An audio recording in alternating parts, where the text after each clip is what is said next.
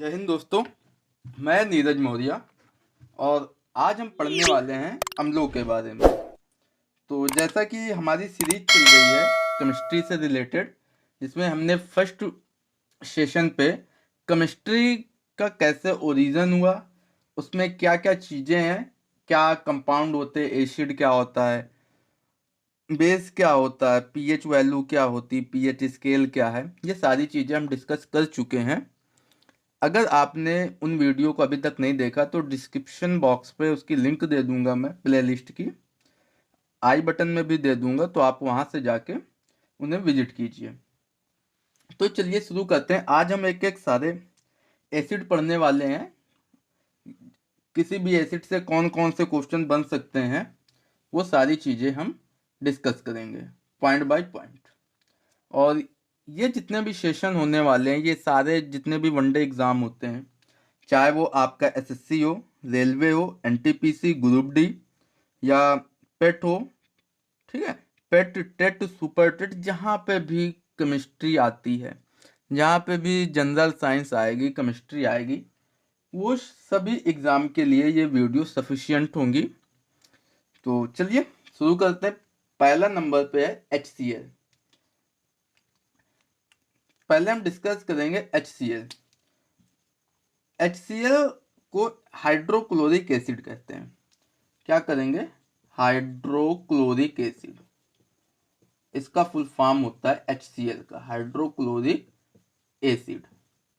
इसका एक नाम और होता है हाइड्रोक्लोरिक एसिड या म्यूरेटिक एसिड, ठीक है, म्यूरेटिक एसिड।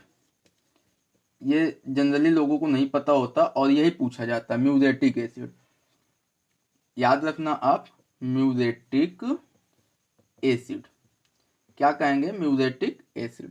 HCl का ये सेकंड नेम है, म्यूरेटिक एसिड। इंपॉर्टेंट हो जाता है क्योंकि ये ज़्यादा लोगों को पता नहीं होता और एग्जामिनर हमेशा घुमा के पूछता है। फिर पीएच वैल्यू की बात करें तो इसकी जो पीएच वैल्यू होती है 0 से 1 होती है।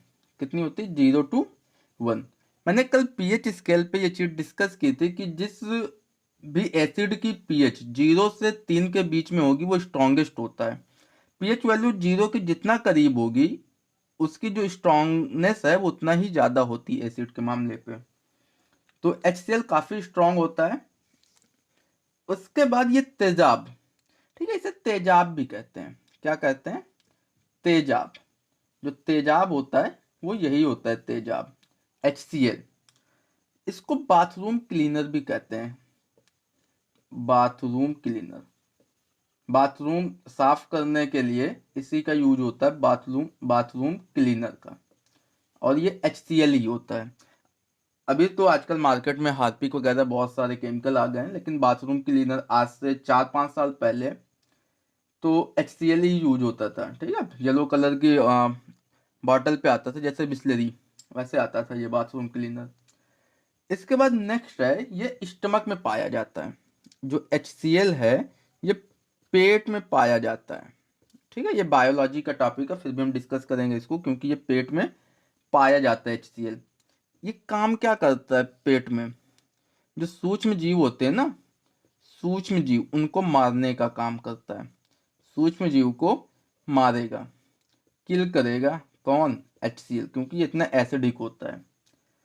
अब आप पूछेंगे सर कि ये जब इतना एसिडिक होता है तो जब पेट में रहता है तो हमारे पेट को, हमारे स्टमक को ही क्यों नहीं गला देता, क्यों नहीं उसे काट देता भाई?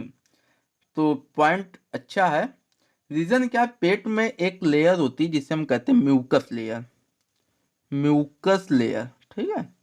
ये एक लेयर होती है जो कि HCl को थोड़ा, मतलब HCl हमारे पेट को, हमारे स्टमक को हानि नहीं पहुंचा पाता, वो उसके लिए रिस्पॉन्सिबल है म्यूकस लेयर। आपने देखा होगा जनरली जब शादियों में आप जाते हैं और काफी एसिडिक, मतलब काफी स्पाइसी मसालेदार खाना खाते हैं ना मजे से, फिर बनता है HCl, ज्यादा हाई अमाउंट में HCl बनता है। रीजन क्या होता है? जो HCl होता है ना, ये पेप्सिन, हमारे पेट में कुछ एंजाइम होते हैं जिसमें होता है पेप्सिन और रेनिन। ये करता क्या है? पेप्सिन एंड रेनिन, इनको एक्टिवेट करता है। एक्टिवेट करता है कौन करता है? HCl करता है। तो आपको भी पता है कि जो पेप्सिन होता है या रेनिन होता है, ये जो है डाइजेशन में पार्टिसिपेट करते हैं। आपने बढ़िया हुमच के स्पाइसी खाना खाया मजे से शादियों में, तो पेप्सिन और रेनिन ज़्यादा निकलेगा, सिंपल सी बात है। और ये जब ज़्यादा निकलेगा तो इनको एक्टिवेट करने के लिए HCl भी ज़्यादा आएगा। और जब HCl का अमाउंट ज़्यादा हाई लेवल होता है, एक्सेस हो जाता है, तो म्यूकस लेयर को धीरे धीरे डिस्टर्ब करता है। जब म्यूकस लेयर को डिस्टर्ब करेगा तो हमारे पेट में फिर जलन होना स्टार्ट करते हैं, जिसे कहते हैं एसिडिटी। तो एसिडिटी को कम करने के लिए हमारे पास दो ही चीजें ऑप्शन होता है, एक ही ऑप्शन है कि हम उसको जो है बेस प्रोवाइड कर दें।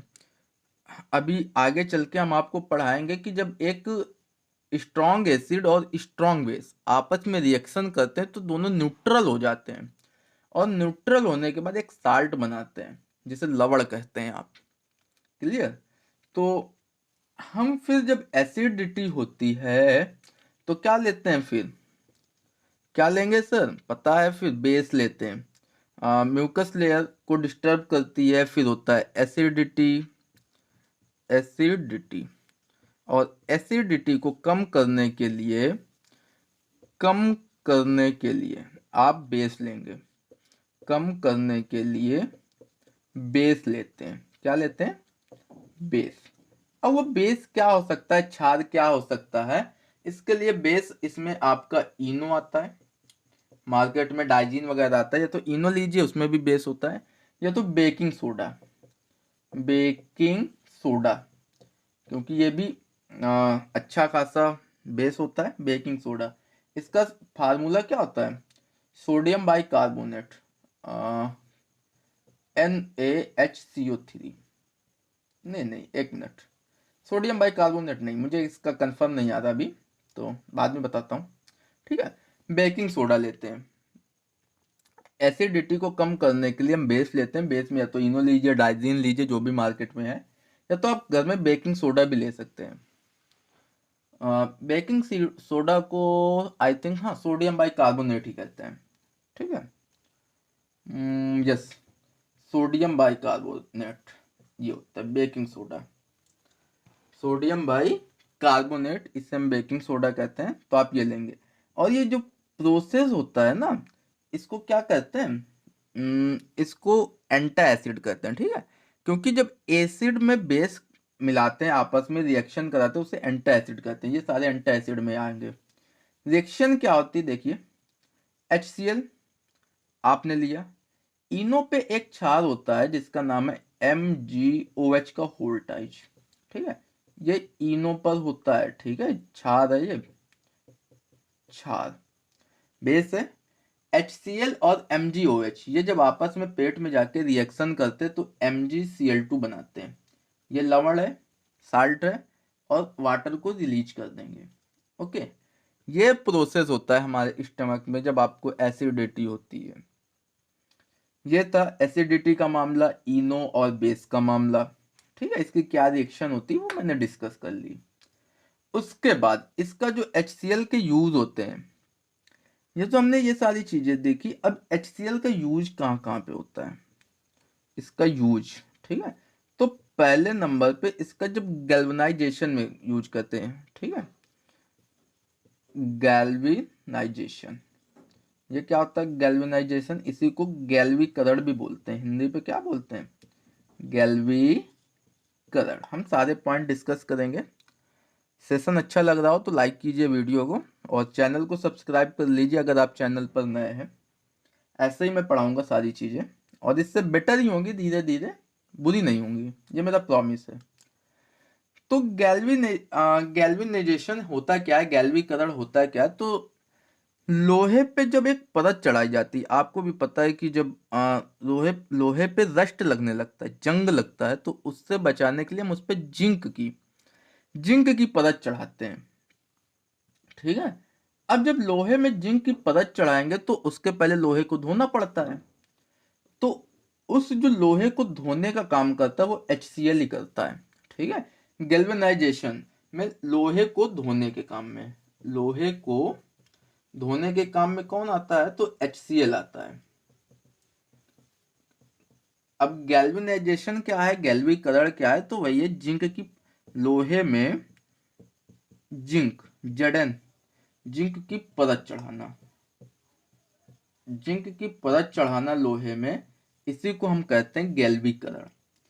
अब लोहे में जिंक की परत क्यों चढ़ाते हैं, क्योंकि लोहा अच्छा खासा रिएक्टिव होता है, और जब ये नमी होती है, एयर पे मॉइस्चराइजेशन होता है, नमी होती है, तो जैसे ही टच में आता है ना एयर के, ऑक्सीजन में, तो इसका ऑक्सीडेशन होता है, बस बंदा ये जंग लगाना शुरू करता है, जंग बनाता है, जिसे रस्ट बोलते हैं, और लोहा धीरे धीरे कमजोर होता है। तो उससे बचाने के लिए, लोहे से बचाने के लिए, जंग से बचाने के लिए लोहे को हम एक प्रोसेस करते हैं, उसमें एक जिंक की पतली सी परत चढ़ा देते हैं ऊपर लोहे के, उससे प्रोसेस को हम गैल्वीकरण कहते हैं। और परत चढ़ाना है तो पहले धुलना है, धुलने के लिए कौन यूज में आएगा, HCl आएगा। कौन आएगा, HCl आएगा।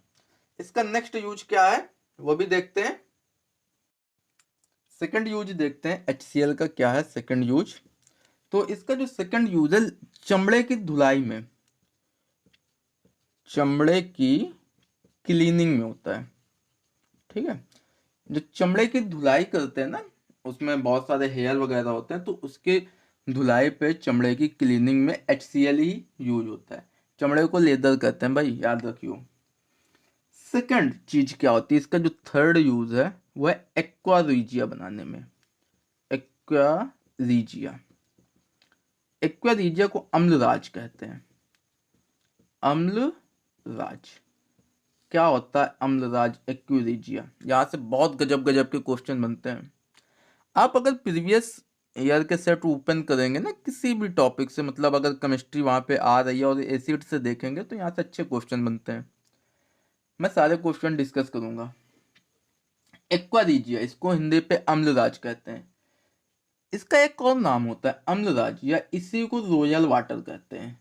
रॉयल वाटर क्यों कहते हैं इसे रॉयल वाटर, क्योंकि अच्छा, आप कभी तो गए होंगे ज्वेलर्स के पास, गए कभी, चलिए ज्वेलर के पास अगर आप गए हो कभी मम्मी को लेकर या सिस्टर के साथ, तो आपने देखा होगा कि जब मम्मी की जो पायल वगैरह होती उनको धुलने के लिए, या सोने को गलाने के लिए, या चांदी को गलाने के लिए, प्लेटिनियम को गलाने के लिए एक लिक्विड रखता है सुनार, बगल पे कटोरे पे भरकर, उसी को हम एक्वा रीजिया कहते हैं। और क्योंकि ये रॉयल चीजें होती हैं, चांदी हो, प्लेटिनियम हो, सोना हो, तो इस वजह से इसे रॉयल वाटर भी कहते हैं। क्लियर।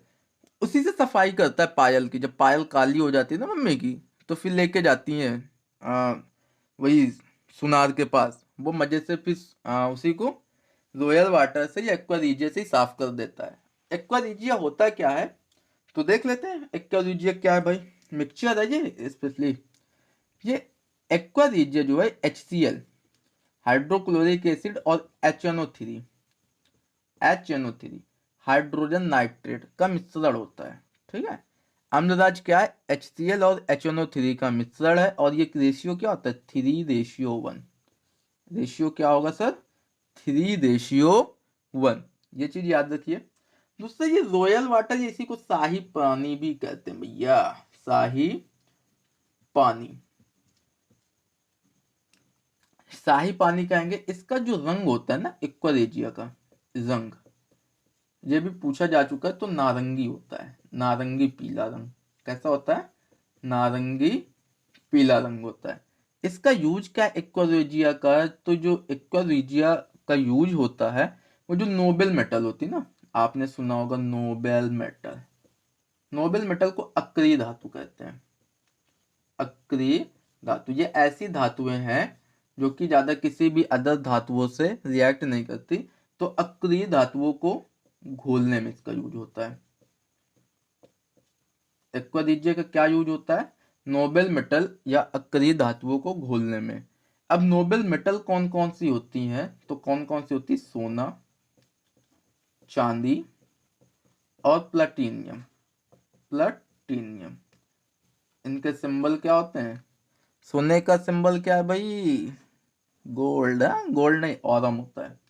इसका जो साइंटिफिक नेम है वो ऑरम। चांदी होता है, चांदी का क्या होता है? क्या होता है चांदी का? चांदी सिल्वर होता है, बट सिल्वर ना होके इसका आई थिंक, चलिए प्लेटिनियम का पीएल होता है। चांदी का एच होता है, एच ठीक है। चांदी का सिंबल क्या होता है? एच। सोने का एयू, ऑरम। ओके। नहीं, चांदी का मुझे डाउट है, तो मैं भी इसको डिस्कस नहीं करूंगा। चांदी का आप लोग बताएं, गूगल करिए या खुद को किसी को पता हो तो कुछ चांदी का बताइए भाई कमेंट बॉक्स में। अभी मुझे डाउट है तो मैं गलत चीजें बताऊंगा नहीं। तो ये हुआ सोना, चांदी और प्लेटिनियम। सोने का जो IUPAC नेम है या इसको जो साइंटिफिक नेम है वो ऑरम होता है, ऑरम, याद रखना। एक को लीजिए क्लियर। ये थे HCl से बनने वाले सारे क्वेश्चन, आपको समझ में आए होंगे। चलिए नेक्स्ट देखते हैं H2SO4, सल्फ्यूरिक एसिड।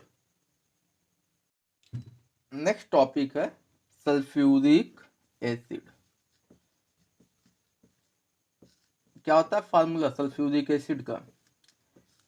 H2SO4। क्या होगा सर? H2SO4, sulphuric acid. अब सल्फ्यूरिक एसिड से मजे की चीज सुनिए, इसके कुछ नेम होते हैं। कौन कौन सा और नेम होते हैं? नेम, हाँ, तो डिस्कस करते हैं। फर्स्ट नेम इसको बोलते हैं ऑयल ऑफ विट्रॉल। क्या बोलेंगे? ऑयल ऑफ विट्रॉल, ठीक है। ऐसे ही आता है, ऑयल ऑफ विट्रॉल लिख के देगा, इसका हिंदी कुछ नहीं है भाई, ऑयल ऑफ विट्रॉल। इसका जो सेकंड नेम है इसे हम कहते हैं किंग ऑफ एसिड। क्या कहेंगे? King of acid. देखिए अम्लराज अलग था और अम्लों का राजा अलग है, तो कंफ्यूज मत होना। King of acid sulphuric acid है, अम्लराज अलग चीज है, वो H3 और HCl का रेशियो होता है, ठीक है, मिक्सचर होता है HCl और HNO3, 3:1 का। तो कंफ्यूज मत होना, किंग ऑफ एसिड अलग है और अम्लराज अलग चीज है। ये बैटरी एसिड होता है भाई, इसको बैटरी एसिड भी कहते हैं। क्या कहेंगे? Battery acid. आपने बैटरी पे एक एसिड डाला होगा, नहीं डाला तो देखा जरूर होगा। बैटरी पे एक एसिड होता है जिससे हम, ये वही होता है sulphuric acid, clear. Sulphuric acid होता है, तो बैटरी पे काम क्या क्या करता है वो भी चलिए डिस्कस करते हैं। केवल सल्फ्यूरिक एसिड बैटरी पे नहीं होता, क्लियर। तो सल्फ्यूरिक एसिड अब नहीं होता तो इसमें होता है क्या बैटरी एसिड पे? यहाँ पे दो चीजें होती हैं। एक होता है H2SO4 मीन्स सल्फ्यूरिक एसिड, और दूसरा होता है डिस्टिल्ड वाटर, ठीक है। Distilled water. क्या होता है डिस्टिल्ड वाटर? इसको हिंदी पे आसुत जल बोलते हैं। ये जब रेन वाटर होता है ना एकदम प्योर वाला, अर्थ में ना पड़ने पर उसे डिस्टिल वाटर कहते हैं। इसका pH वैल्यू एग्जैक्ट 7 होता है, वाटर का एग्जैक्ट नहीं होता। आप कभी इस कंफ्यूजन में मत रहना कि वाटर का 7 होता है, एग्जैक्ट नहीं होता, बट डिस्टिल वाटर का pH वैल्यू 7 होता है। और ये विद्युत का कुचालक होता है, बैड कंडक्टर होता है। विद्युत का कुचालक होता है डिस्टिल वाटर। लेकिन अब जब H2SO4 और डिस्टिल वाटर दोनों आपस में मिलते हैं तो एक प्रोसेस होता है जिससे विद्युत अपघटनी कहते हैं, ठीक है। मैंने प्रीवियस क्लास पर डिस्कस की है ये चीजें। जब H2SO4 और डिस्टिल वाटर आपस में रिएक्शन करते हैं तो ये OH निगेटिव आयन देगा भाई, ये सॉरी ये एसिड है तो H पॉजिटिव आयन देगा, सिंपल सा।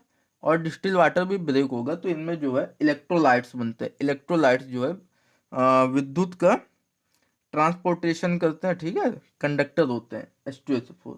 इनका रेशियो पूछा जाता है कि H2SO4 और डिस्टिल वाटर का रेशियो क्या होता है किसी भी बैटरी पे, तो होता है 38% प्लस 62%। ओके, 38% जो होता है उसमें सल्फ्यूरिक एसिड होता है और 62% डिस्टिल वाटर होता है। ये होता है रेशियो H2SO4 का और डिस्टिल वाटर का। नेक्स्ट इसके क्या क्या यूजेस हैं वो भी देख लेते हैं। यूज क्या क्या है? तो इसका जो पहला यूज है, आपने फायर एक्सटिंग्विशर देखा होगा, अग्निशामक, अग्निशामक यंत्र उसमें होता है, अग्निशामक यंत्र में होता है। ठीक है, अब आप कहेंगे अग्निशामक यंत्र में कैसे होता है, क्या रिएक्शन होता है, तो देख लेते हैं, इसको डिस्कस करते हैं यहाँ पे। अग्निशामक यंत्र में होता है क्या एक्चुअली, Na2SO4 होता है। ठीक है, Na2SO4 सोडियम सल्फेट होता है। दूसरा होता है, सॉरी, Na2SO4 तो बाद में बनता है, पहले होता है H2SO4 और NaHCO3, सोडियम बाई कार्बोनेट। ये वही सोडियम बाई कार्बोनेट है जिसे खाने का सोडा या बेकिंग सोडा कहते हैं, जो एंटी एसिड पे काम आ रहा था जब आपको एसिडिटी हो रही थी, लिंक करिए उसको। तो H2SO4 और सोडियम बाई कार्बोनेट ये होते हैं दोनों, ये जब आपस में रिएक्शन करते हैं तो रिएक्शन कैसी होती है, रिएक्शन करके ये क्या रिलीज करते हैं, Na2SO4 बनाएंगे, CO2 बनाएंगे और H2O बनाएंगे, वाटर। अब ये जो CO2 बन रही है ना, ये भारी गैस होती है, ऑक्सीजन से भारी होती है, तो ये क्या करेगी, ऑक्सीजन की सप्लाई रोक देगी, ऊपर एक लेयर जैसे बना लेती है आग के ऊपर। तो ये ऑक्सीजन O2 की सप्लाई, ठीक है, पूर्ति, O2 की पूर्ति को कट कर देगी, बंद कर देगी। अब आपको भी पता है जॉर्ज लेमेंटेरियर, ठीक है, उन्होंने एक थ्योरी दी थी जिसका नाम था कंबस्टन थ्योरी। कंबस्टन थ्योरी याद कीजिए प्रीवियस क्लास, वहां पे मैंने बताया था कि किसी भी चीज को जलाने के लिए ऑक्सीजन की बहुत नीड होती है, और आपने बचपन में देखा भी होगा, छोटी क्लास में एक एक्सपेरिमेंट होता है, कैंडल लो, उसको जलाओ, फिर उसको ग्लास से बंद करो तो बुझ जाती है। अब ऑक्सीजन नहीं होगी, ऑक्सीजन की सप्लाई ही नहीं होगी, तो आप ये सोचिए क्या आग जलने वाली है, अभी नहीं जल पाएगी, आग ऑटोमेटिक बंद हो जाती है, बुझ जाती है, रीजन वही है। तो अग्निशामक यंत्र आप समझ गए। इसका जो नेक्स्ट यूज होता है वो HCl बनाने में होता है, HCl के निर्माण में, H2SO4 यूज होता है HCl के निर्माण में, ये हो गया। तीसरा यूज इसका जो होता है डिटर्जेंट बनाने में, क्या होता है, डिटर्जेंट, डिटर्जेंट को हिंदी में अपमर्जक कहते हैं, अपमर्जक, ठीक है, अपमर्जक या अपमार्जक भी कह सकते हैं इसको बनाने में, अपमर्जक बनाने में। ये H2SO4 के सारे यूज हैं। इसका नेक्स्ट यूज है उर्वरक, जिसे आप फर्टिलाइजर कहते हो, उर्वरक बनाने में H2SO4 का यूज उर्वरक बनाने में। उसके बाद ये और कहाँ पे होती है, एसिड रेन पे होती है, एसिड रेन पे H2SO4 होती भाई, इसका यूज नहीं कह सकते, एक नई चीज है एसिड रेन, आपने नाम सुना होगा एसिड रेन। क्या होती है एसिड रेन, देख लेते हैं। जब एटमॉस्फेयर पे SO2 होती ना, SO2 सल्फर, क्या है SO2, सल्फर ऑक्साइड है, और ये H2SO4 जलवाष्प है ना, या वाटर वेपर से रिएक्शन करती तो बना देती H2SO4। और जो NO2 होती है, नाइट्रस ऑक्साइड, ये भी H2O वाटर वेपर, ठीक है, वाटर नहीं, यहाँ पे वाटर वेपर है भाई एटमॉस्फेयर पे, ये इससे रिएक्शन करके HNO3 बना देती, sodium nitrate, sorry hydrogen nitrate. अब ये दोनों है अच्छे खासे एसिड। अब जब जो एसिड है एटमॉस्फेयर पे बन चुकी हैं, H2SO4 भी HNO3 भी, तो जब एसिड रेन होती है तो एसिड रेन पे ये दोनों नीचे आते हैं, तो H2SO4 एसिड रेन पे होता है। क्वेश्चन कैसे पूछेगा कि एसिड रेन पे H2SO4 होता है या नहीं होता, तो सर होता है, बिल्कुल होता है। और आपको एक केस याद होगा, कह रहे थे ताजमहल भाई पीला पड़ रहा है, हाँ, ताजमहल क्यों पीला पड़ रहा है, क्योंकि एसिड रेन हो रही थी, क्योंकि जो मथुरा है वहाँ आगरा का सेक्टर है, वहाँ पे इंडस्ट्रियल एरिया है गजब का। अब इंडस्ट्रियल एरिया है तो वहाँ पे SO2 भी रिलीज होगा, NO2 भी रिलीज होगा, और बहुत सारे वहाँ पे जो एयर पॉल्यूशन है इंक्रीज होगा। जब एयर पॉल्यूशन होता है तो SO2 और जल वाष्प H2O वाटर वेपर आपस में रिएक्शन करके H2SO4 बनाएंगे, NO2 प्लस H2O मिलकर HNO3 बनाएंगे। अब ये है एसिड। अब जब एसिड जहाँ पे ज्यादा बनेगा, हाई अमाउंट में बनेगा, वहां पे एसिड रेन भी तो गजब की होगी, फिर रेन पे एसिड आएगी जरूर। अब जो ताजमहल है वो है बना है व्हाइट मार्बल से, शाहजहां ने बनवाया था बेचारे ने, खैर। तो अब वो बना है व्हाइट मार्बल से, जब एसिड रेन होती है तो H2SO4 जो होता है ना उसको येलो करने लगता है। ठीक है, यही एक रीजन था कि एसिड रेन की वजह से ही ताजमहल का रंग पीला पड़ रहा था। ये क्वेश्चन पूछा जा चुका है कि ताजमहल का रंग पीला क्यों पड़ रहा था, तो एसिड रेन ही था। और ऑप्शन अगर एसिड पे दे तो सल्फ्यूरिक एसिड है। अभी आगरा से जो फैक्ट्री इंडस्ट्रियल एरिया है वो मथुरा पे शिफ्ट किया जा रहा है पॉल्यूशन को कम करने के लिए।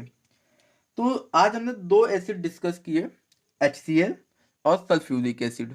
ये दोनों इंपॉर्टेंट थे। अब इसके बाद जो नेक्स्ट क्लास होगी उसमें हम HNO3 डिस्कस करेंगे और अदर एसिड भी डिस्कस करेंगे। तो चलिए, कैसा लगा आपको सेशन, कमेंट बॉक्स के माध्यम से बिल्कुल बताएं, और इसे आप अपने दोस्तों के साथ शेयर कीजिए, वो भी इंजॉय करें। चलिए, ओके, थैंक यू।